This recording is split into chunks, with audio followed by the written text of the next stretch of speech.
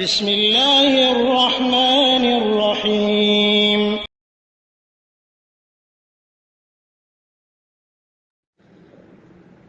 আসসালামু আলাইকুম রহমতুল্লাহি ওয়া বারাকাতুহু। আলহামদুলিল্লাহ ওয়াসসালাতু ওয়াসসালামু আলা রাসূলিল্লাহ নবিয়িনা ওয়া হাবিবিনা মুহাম্মদ ওয়া আলা আলিহি ওয়া সাহবিহি আজমাইন। এক ভাই প্রশ্ন করেছেন সালাম দিয়ে, আলাইকুম আসসালাম রহমতুল্লাহ। শেখ, আমরা একটা কথা শুনি, ইমাম আবু হানিফা রহমতুল্লাহ এক অজুতে এশার সালাত এবং ফজর সালাত পড়তেন 40 বছর যাবত। তার মানে এই কথাটা কতদূর সত্য? এই কথাটা একটা মিথ্যা ভাষণ, যদিও হানাফি মাযহাব অবলম্বী ভাইদের কেতাবাইতে পাওয়া যায়। তাদের বই পুস্তকে এসব অনেক কথায় ভরপুর। আবু হানিফা রহমতুল্লাহ আলাইহি অজু করলে তিনি দেখতে পেতেন কোন কোন পাপ অজুর অঙ্গ প্রত্যঙ্গ দিয়ে গড়ে গড়ে যাচ্ছে, এবং সেই হিসেবে তিনি সতর্ক করে দিতেন। এরপর আল্লাহর কাছে নাকি দোয়া করেছিলেন, আল্লাহ যেন এই মানুষের এভাবে পাপ তাকে না দেখান। তো এক জাতীয় অনেক গাঁজাখড়ি গল্প আছে। তো উপরে উল্লেখিত প্রশ্নটিতে যা বলা হয়েছে সেটাও বলা যায় এক প্রকার গাঁজাখড়ি কথা। 40 বছর আবু হানিফা একই অজুতে নামাজ পড়েছেন, এমন কথার সত্যতা পাওয়া যায় না। বরং হাফিজ ইবনে হাজার রহমতুল্লাহ আলাইহের ওস্তাদ আল্লামা ফিরোজ আবাদি তিনি এই ঘটনাটিকে মিথ্যা প্রতিপন্ন করেছেন। দেখুন তার প্রসিদ্ধ কিতাব সিফরুস সাআদা, সেখানে উনি এই ঘটনাটিকে মিথ্যা প্রতিপন্ন করেছেন, বলেছেন যে এটা কথা সত্য নয়। তাহলে আমরা একটা রেফারেন্স পেয়ে গেলাম কথাটি যে ভিত্তিহীন এই মর্মে। আল্লামা ফিরোজ আবাদি তার সিফরুস সাআদাতে কথাটিকে ভিত্তিহীন বলেছেন। তো এভাবে হানাফি ভাইদের ভিতরে অনেক গাল গল্প চালু রয়েছে। যেমন ফাজাইল আমালের ভিতরে দেখবেন যে সেখানে বলা হয়েছে এক সৈয়দ সম্পর্কে বর্ণিত আছে যে 12 দিন এক অজুতে উনি নামাজ পড়েছেন,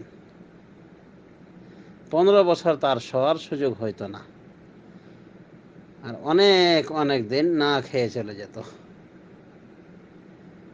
দেখেছেন গল্প কাকে বলে, আর কত প্রকার গল্প, কত প্রকার ভিত্তিহীন গল্প থাকে। এগুলোর জন্য দেখুন ফাজাইল আমল, বিশেষ করে ফাজাইল আমলের ভিতরে ফাজাইলে সাদাকাত, ফাজাইলে নামাজ, ফাজাইলে দরুদ আর হেকায়াতুস সাহাবা, তো সবই তো চলে আসলো। বিশেষ করে ফাজাইলে সাদাকাতে এবং ফাজাইলে হজ্জের ভিতরে গাঁজাখড়ি কথা মনে বেশি ঢোকানো আছে। যাই হোক, এরকম কথা আমরা মাঝে মধ্যে হানাফি ভাইদের মুখে শুনি। আরও শুনতে পাই যে আবু হানিফা রহমতুল্লাহ আলাইহি তিনি 5 লক্ষ হাদিসের হাফেজ ছিলেন। এক বেদাতি একটা লিস্ট দিয়েছে যে বুখারী, মুসলিম, আবু দাউদ, তিরমিজি, নাসাঈ, ইবনে মাজাহতে কতগুলি হাদিস রয়েছে। তো হাদিসের নাম্বারিং হিসেবে বলা যায় যে প্রায় প্রত্যেক কেতাবে যদি আমরা গড় 5,000 ধরি, 5-6,000 ধরি, তাহলে কত হবে? 30,000 হলো, মানে নাম্বারিং হিসেবে। তো এরপর বেদাতি বলছে যে এই হলো বর্তমান সেহাসেত্তার হাদিস, মানে 6 কেতাবের হাদিস, আর আমাদের ইমাম আবু হানিফা 5 লক্ষ হাদিসের হাফেজ ছিলেন একাই। তখন ওখানে আমি কমেন্ট করেছিলাম, তাজা মিথ্যা কথা। এই 5 লক্ষ হাদিস হাওয়ায় উড়ে বেড়াচ্ছে। আবু হানিফার 5 লক্ষ হাদিস হাওয়াতে উড়ে বেড়াচ্ছে, এখন পর্যন্ত পাওয়া যাচ্ছে না। এই কুতুব সিত্তার ভিতরে যে হাদিসের সংখ্যাটা বলা হলো আনুমানিক হারে, এর ভিতরে এই যে প্রায় 30,000 সংখ্যা অনুযায়ী, কাছাকাছি এই সংখ্যা অনুযায়ী 30,000-এর ভিতরে 3টে হাদিসও পাওয়া মুশকিল আবু হানিফার মানে বর্ণায়। অথচ আবু হানিফা রহমতুল্লাহ আলাইহি সে সময় এমন একটা সময়ের যে সময়ের ভেতরে রাবিদের বর্ণনা গ্রহণ করা হয়েছে, মানে বর্ণনা সূত্রে আবু হানিফার আসার কথা ছিল কিন্তু উল্লেখ করা হয়নি। ইমাম নাসাই একটা বর্ণনা করেছেন, বর্ণনা করা হাদিস এনেছেন তার কিতাবে আবু হানিফার সূত্রে, এরপর হাদিসটাকে জয়ীফ বলেছেন। তো ডর্জন খানেক ওলামায়ে দিন আবু হানিফা রহমতুল্লাহ আলাইকে স্মৃতিশক্তির দিক থেকে দুর্বল মনে করেছেন, জয়ীফ বলেছেন। তাদের ভিতরে রয়েছেন ইমাম বুখারী, ইমাম দারাকুতনী সহ আরও বিভিন্ন আইমায়ে মুহাদ্দিসিন, ইমাম মুসলিম। এক কথায় বলা যেতে পারে হাদিসের বেশিরভাগ হাদিস বিশারদের আবু হানিফার স্মৃতির সম্পর্কে তাদের আপত্তি রয়েছে। আর খুব সময় এই কারণে, আরও আনুষঙ্গিক কারণে আবু হানিফার বর্ণনা পাওয়া যায় না, তার সূত্রে বর্ণিত হাদিস পাওয়া যায় কুতুব সিত্তার ভিতরে। অথচ আমরা শুনছি যে 5 লক্ষ হাদিসের উনি হাফেজ ছিলেন। তো এই হাদিসগুলো হানাফিদের কেতাবও আমরা খুঁজে পাই না। হ্যাঁ, ওই হাদিসগুলি সবগুলি যদি জড়ো করা হয় তাহলে দেখা যাচ্ছে যে অল্প কিছুই আমরা খুঁজে পাচ্ছি, ওই হাজার ছড়াবে কিনা সন্দেহ রয়েছে। যেগুলি আবু হানিফার শাগরেদরা বর্ণনা করেছেন আবু হানিফার সূত্রে, যদিও ওগুলো জয়ীফ জাল অধিকাংশই।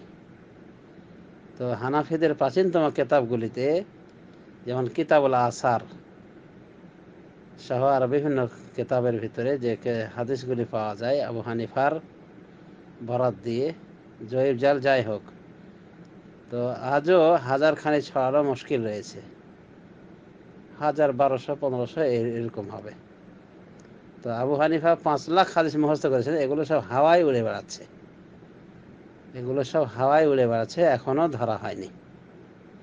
তো ইমাম বুখারী রহমতুল্লাহ আলাইহি বলেছিলেন যে উনি এত লক্ষ হাদিস তার হেফজ রয়েছে, কিন্তু তার ভেতর থেকে উনি একমাত্র সহিগুলি এনেছেন, যে সহিগুলির উপরে ইজমা হয়েছে। তো তার তো আমরা একটা নমুনা পাচ্ছি তার হাদিসগুলির, যেমন প্রায় 6-7 হাজার খানেক হাদিস বা কাছাকাছি সংখ্যায় তার সহিহ বুখারীতে এসেছে। অনুভাবে তার তারিখ সগীর, তারিখ কাবির বিভিন্ন হাতে এসেছে। ইমাম আহমদ বিন হাম্বল 10 লক্ষ হাদিসের হাফেজ ছিলেন। 10 লক্ষ হাদিসের হাফেজ বলতে হাদিসে বলতে সাহাবায়ে কেরামের, তাবেঈন এজামের বাণী, তাদের আমল, ফতোয়া ইত্যাদি সবকে ধরা হয়েছে আল্লাহ রাসূল সাল্লাল্লাহু আলাইহি ওয়াসাল্লামের পাশাপাশি হাদিসের সাথে। তো দেখা যাচ্ছে যে তারও কিছু যথার্থতা রয়েছে। মুসনাদ আহমদের ভিতরে প্রায় 40,000, 35 থেকে 40,000 হাদিসের সংকলন রয়েছে মুসনাদ আহমদের ভিতরে। তো সবার কথা যথাযথ পাওয়া আছে, শুধুমাত্র আবু হানিফা রহমতুল্লাহ আলাইহি সম্পর্কে আমরা এগুলো শুনে আসতেছি যে উনি 5 লক্ষ হাদিসের হাফেজ ছিলেন, কিন্তু এই হাদিসগুলোর ভিতরে সব হাওয়াতেই উড়ে বেড়াচ্ছে এখন পর্যন্ত। আর কুতুব সিত্তার ভিতরে 5টা হাদিসও পাওয়া যায় না আবু হানিফা রহমতুল্লাহ আলাইহের বর্ণনা সূত্রে, মানে এমন হাদিস পাওয়া যায় না যে হাদিসের সনদের ধারাবাহিকতা আবু হানিফা রহমতুল্লাহ আলাইহে রয়েছেন। ইমাম আবু হানিফা রহমতুল্লাহ আলাইকে আমরা এখানে খাটো করছি না, কিন্তু যেটা বাস্তবতা সেটা এটাই যে ডর্জন খানিক মুহাদ্দিসিনে কেরাম তার স্মৃতিশক্তির দুর্বলতার অভিযোগ এনেছেন। আর স্মৃতিশক্তিতে দুর্বল হলে সাধারণত অনেক মুহাদ্দিস এড়িয়ে চলার চেষ্টা করেন হাদিস, তার থেকে হাদিস বর্ণনা করার বিষয়ে। তো যা হোক, আল্লাহ রাব্বুল আলামিন আমাদেরকে সঠিক বোঝার তৌফিক দান করুন। আমরা যেন কারোর শ্রদ্ধায় বাড়াবাড়ি না করি এবং গাঁজাখড়ি কথা যেন না বলি। আবু হানিফা সম্পর্কে জাল হাদিস এসেছে, হাদিস জাল করা হয়েছে। একজন বদবখত হানাফি হাদিস জাল করেছে। কি বলেছে? যে অচিরে আমার উম্মতের ভিতরে একজন লোকের আবির্ভাব হবে, তার নাম হবে মুহাম্মদ বিন ইদরিস আশ-শাফিঈ। সে আমার উম্মতের জন্য ইবলিসের থেকেও ক্ষতিকর। আর অচিরে আমার উম্মতের ভিতরে এমন একজন লোকের আবির্ভাব হবে যার নাম হলো নু'মান, মানে আবু হানিফা নু'মান। হুয়া সিরাজ উম্মতি, তিনি হলেন আমার উম্মতের চেরাগ।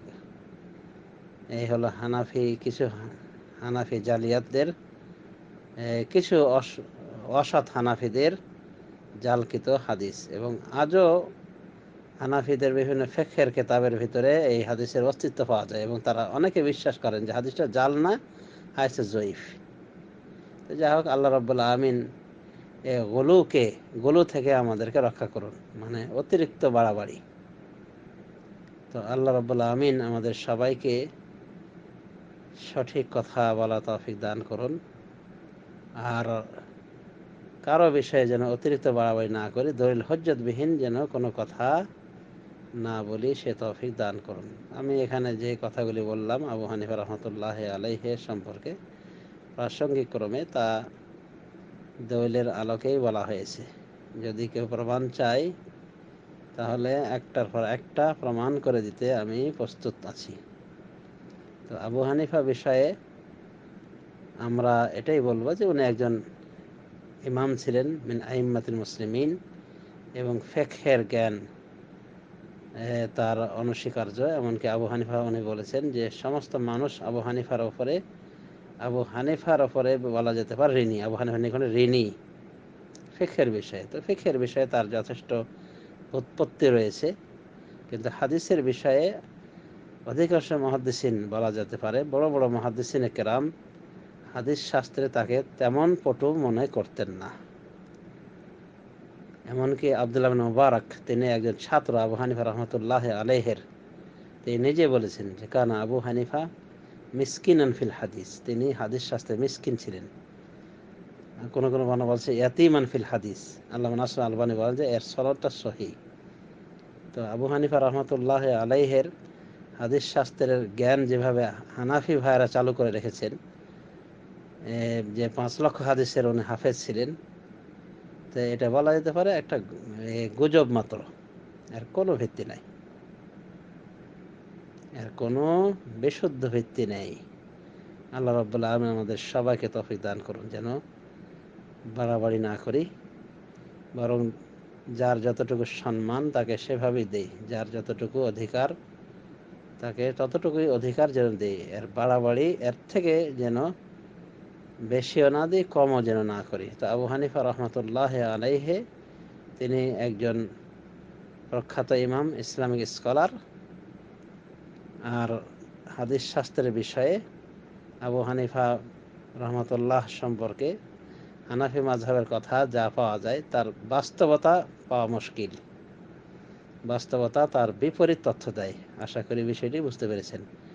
রাহিমাল্লাহুল ইমাম আবা হানিফাতা রাহমাতান ওয়াসিআ ওয়া আসকানাহু ফাসিহা জান্নাতিহি আমিন। ফিকহের বিষয়ে আবু হানিফা রহমতুল্লাহ আলাইহি সম্পর্কে ইমাম শাফি বলেছেন, কথাটা ভুল ক্রমে আবু হানিফা বলা হয়েছে। তো ইমাম শাফি বলেছেন আবু হানিফা রহমতুল্লাহ আলাইহি সম্পর্কে যে আন-নাসু আয়ালুন আলা আবি হানিফা ফিল ফিকহে, মানুষ অর্থাৎ জনগণ আবু হানিফার উপরে ফিকহের ক্ষেত্রে নির্ভরশীল বা বলা যেতে পারে ঋণী। তো আবু হানিফা রহমতুল্লাহ আলাইহে তার ফিকহের প্রশংসায় অনেক কিছুই আমরা পাই, তবে হাদিস শাস্ত্রের ক্ষেত্রে তার বিষয়ে মুহাদ্দিসিনে কেরামদের অধিকাংশই ভিন্ন কিছু বলতে চেয়েছেন, যার ছিটাফোঁটা আমি এখানে উল্লেখ করেছি। তো যাই হোক, আশা করি বিষয়টি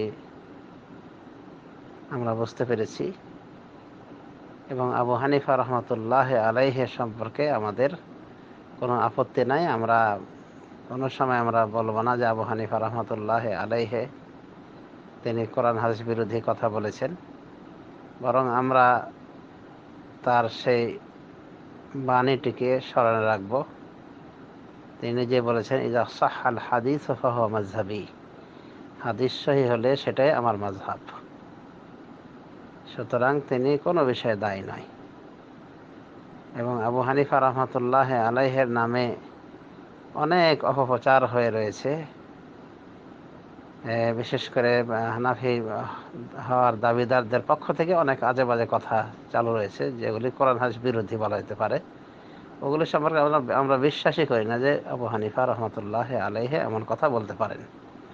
যেমন হানাফি ফিকহের কিতাবে পাওয়া যায় যে কুকুরকে যদি বিসমিল্লাহ আল্লাহু আকবার বলে জবাই করা হয় তো ওটা হালাল হয়ে যাবে ইনদা আবি হানিফাতা রহমতুল্লাহ আলাইহে।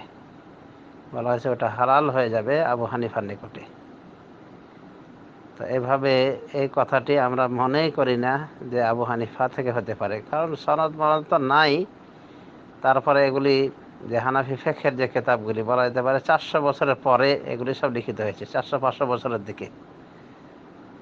তো এগুলি যেগুলি সরাসরি কোরআন হাদিস বিরোধী কথা, অরচিকর কথা, আমরা এগুলো মনেই করতে পারি না যে আবু হানিফার কথা। বরং আবু হানিফার নাম দিয়ে হতে পারে আবু হানিফার ভণ্ড অনুসারী উল্টোপাল্টো কথা জুড়ে দিয়েছে। তো আব্দুল হাই লাখনবী রহমতুল্লাহ আলাইহি হানাফি মাযহাবের মাসালাগুলিকে ভাগ করতে গিয়ে 3 ভাগে ভাগ করেছেন। তিনি বলেন যে হানাফি মাযহাবের মাসালাগুলি 3 ভাগে বিভক্ত। 1 ভাগ মাসালা সরাসরি কোরআন হাদিসের সাথে মিলে, আর 1 ভাগ মাসালা সরাসরি কোরআন হাদিস বিরোধী, আর 1 ভাগ মাসালা কোরআন হাদিসে টানাটানি রয়েছে, দলিলে টানাটানি রয়েছে। কিছু দলিল এদিককে সাপোর্ট করে, হানাফি মাসালাকে সাপোর্ট করে, আবার কিছু দলিল ভিন্ন মাযহাবের মাসালাকে সাপোর্ট করে।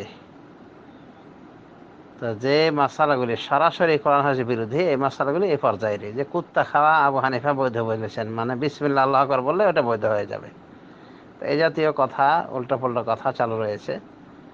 তো আমরা আবু হানিফা রহমতুল্লাহ আলাইহের যে কোনো কথা কোরআন হাদিস বিরোধী, এক্ষেত্রে আমরা মনে করব যে উনি বলেই গেছেন আগে যে হাদিস সহিহ হলে সেটাই আমার মাযহাব। আবার যেগুলি নোংরা নোংরা কথা, ওই বিষয়ে আমরা মনে করব যে এমন কথা আবু হানিফা বলতে পারেন না, বরং তার নাম ভাঙিয়ে বলা হয়েছে। তো এই হলো আবু হানিফা রহমতুল্লাহ আলাইহি সম্পর্কে আমাদের কথা। আল্লাহ রাব্বুল আমিন আমাদের সবাইকে সঠিক বোঝার তৌফিক দান করুন। আমিন। সাল্লাল্লাহু আলা নবিয়িনা মুহাম্মদ ওয়া আলা আলিহি ওয়া সাহবিহি।